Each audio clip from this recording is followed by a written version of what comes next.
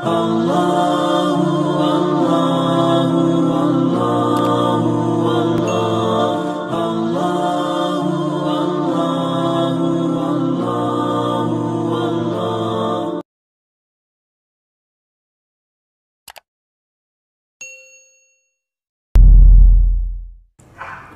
para hadirin dan hadirat yang dirahmati Allah Subhanahu wa taala. Perkara yang keenam.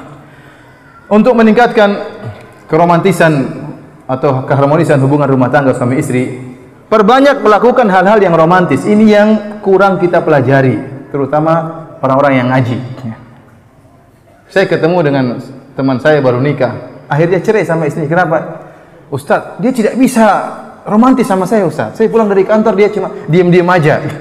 Padahal saya inginkan disambut, kemudian mungkin dicium kening saya. Dia tidak bisa melakukan demikian, Ustaz. Kenapa? Wanita ini mungkin ngaji terus, nggak pernah belajar romantis. Dia nggak tahu cara romantis. Padahal perlu belajar. Kalau di Arab Saudi ada daurah. Saya bilang di Arab Saudi itu sebelum laki-laki dan perempuan menikah dibuat daurah tentang rumah tangga. Diajari supaya mereka bisa hidup dengan apa? Dengan romantis dan bisa indah kehidupan mereka. Karena perlu belajar. Apalagi malu-malu. Suami malu-malu, perempuan malu-malu. Ya, akhirnya apa? Nggak ada romantis sama sekali. Padahal kita dianjurkan untuk berbuat hal-hal yang romantis agar istri semakin cinta, suami pun semakin cinta. Dan ingat, meningkatkan keharmonisan rumah tangga dituntut dalam syariat. Ya sederhana saja. Seperti istri kita mungkin tidur, tahu-tahu selimutnya kebuka. Ya antum ambillah selimutnya, tutup. Kan indah itu. Meskipun dia bangun, dia pura-pura tidur, biarin aja. Dia ingat subhanallah suami saya. Antum cium keningnya, antum elus-elus apa? Rambutnya, jangan elus-elus jerawatnya, jangan. Rambutnya antum elus-elus. Ya, Masya Allah suami saya apa? Perhatian. Itu indah, itu dapat pahala. Antum kira elus-elus ini dapat pahala? Dapat pahala. Antum mau keluar rumah, cium tuh istri. Rasulullah SAW dalam Sunan Abi Dawud sebelum keluar ke masjid beliau mencium apa? Istrinya. Apa antum pernah melakukannya? Saya tanya sama antum. Wahai antum-antum ini yang berjenggot-jenggot ini, antum melakukan demikian atau tidak? Katanya sunnah Nabi SAW. Romantis. Rasulullah SAW sebelum keluar rumah cium apa? Istrinya. Ustaz, saya dulu lakukan saat waktu masih pengantin baru. Sekarang udah nggak pernah. Waktu pengantin baru aja. Sekarang sudah nggak pernah. Ya akhi, apakah itu? Ya, ini menyelisih sunnah Nabi SAW. Ya. Kita kalau lihat bagaimana romantisnya Nabi, sering saya sampaikan dalam banyak pengajian bagaimana romantisnya Rasulullah SAW. Rasulullah SAW mandi bareng sama istrinya. Aisyah mengatakan, kuntu aktasilu ana wan Nabi SAW min ina'in wahidin kilana junubun fayubadiruni hatta aqula lahu da'li. Aku mandi bersama Nabi SAW. Kami berdua dalam kondisi junub dari satu tempat air. Fayubadiruni, maka Rasulullah SAW melombaiku mengambil air. Jadi Rasulullah SAW waktu mandi junub bersama Aisyah, dia mencandai Aisyah. Dia ambil air cepat, melombai Aisyah sampai Aisyah mengatakan, "Ya suamiku, tinggal sisakan air buatku, air buatku." Jadi mandi bareng dan bercanda dalam mandi tersebut. Antum jangan mandi bareng sama istri kemudian diam-diam mandi sendiri. Itu tidak romantis kalau begitu. Jadi mandi bareng sama istri, udah anak-anak suruh main di luar, ente mandi sama istri. Bercanda sebagaimana sudah benar Nabi SAW bercanda dengan apa? Istrinya. Sunnah Nabi SAW yang ditinggalkan oleh banyak orang-orang yang berjenggot. Sunnah Nabi SAW. Ya, kita akan gimana? Ada orang-orang tidak ngaji tapi menjalankan sunnah Nabi. Kita harusnya lebih utama menjalankan apa? Sunnah Nabi SAW. Kita aja istri kita mandi bareng. Nggak usah malu-malu. Mas kamu sudah tua, mas macam-macam aja.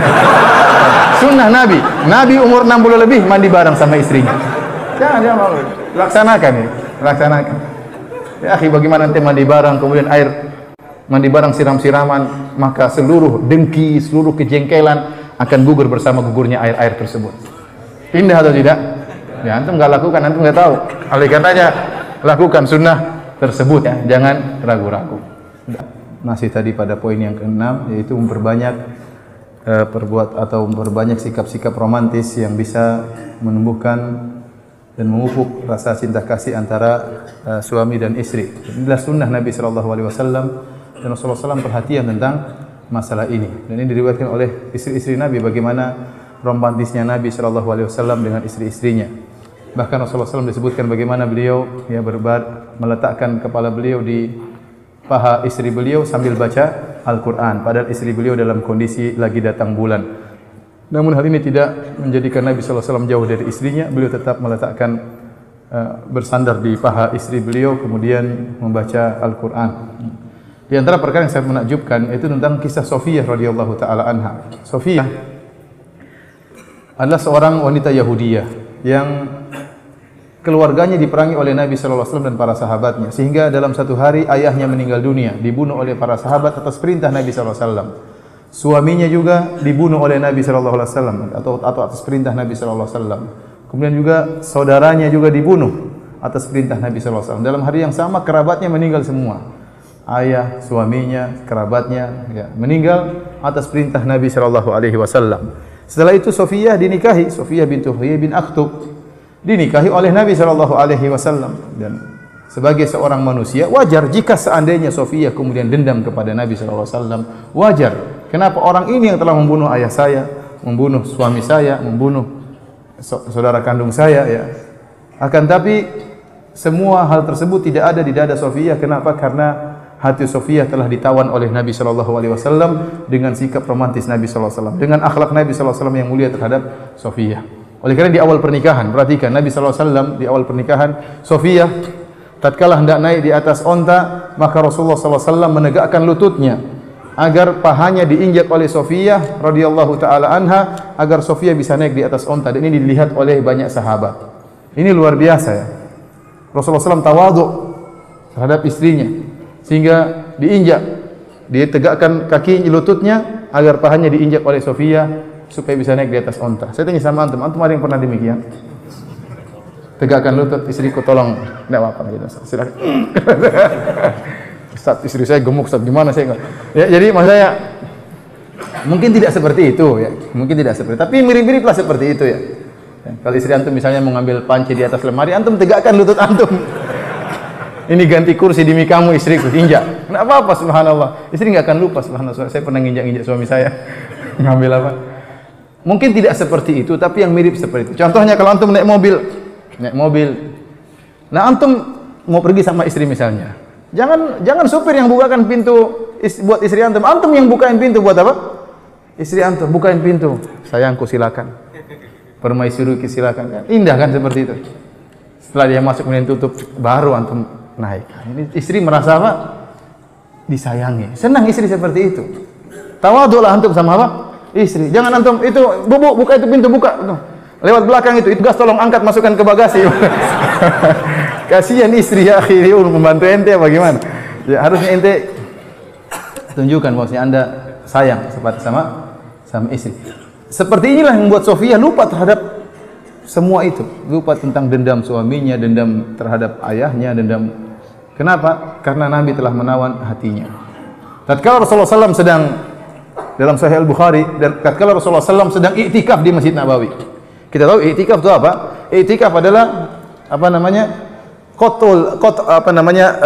qatul alaik anil makhluk wal ittisalu bil khaliq. Namanya iktikaf, hakikat iktikaf adalah memutuskan segala hubungan dengan makhluk lalu menyambung hubungan dengan al-khaliq, dengan pencipta. Itu iktikaf. Kita iktikaf bukan buat ngobrol, bukan, tapi ingin beribadah kepada Allah Subhanahu wa taala. Sampai-sampai Nabi sallallahu alaihi wasallam buat semacam kemah-kemahan agar dia bisa beribadah konsentrasi kepada Allah Subhanahu wa taala.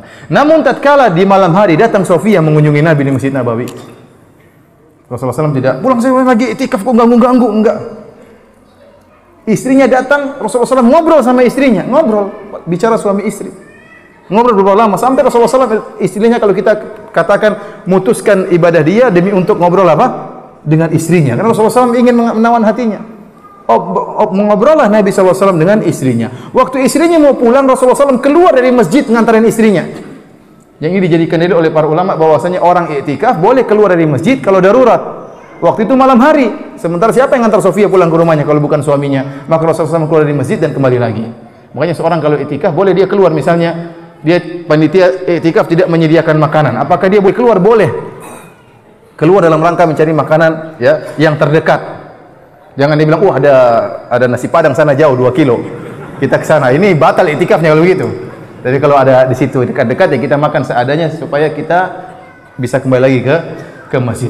Perhatikan bagaimana Rasulullah SAW ya meskipun sedang iktikaf ngobrol sama Sofiyah, bahkan ngantar Sofiyah pulang ke rumahnya ya.